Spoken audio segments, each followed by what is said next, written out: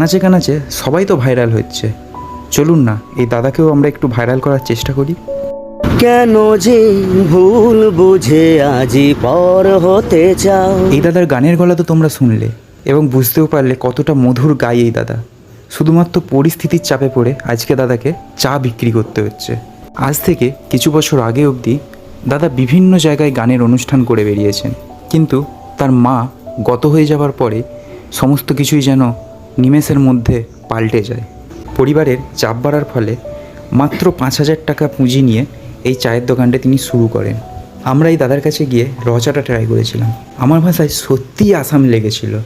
আমার একটাই অনুরোধ তোমাদের কাছে, তোমরা সবাই এই দাদার কাছে আসো, চা খাও এবং দাদার এই প্রতিভাটাকে সবারই সামনে তুলে ধরার চেষ্টা করো। এই দাদার পুরো গল্পটা শোনার জন্য তোমরা বং ফুড ব্লগার ফেসবুক পেজটা চেক আউট করতে পারো, ডেসক্রিপশানে লিঙ্ক দেওয়া রইল।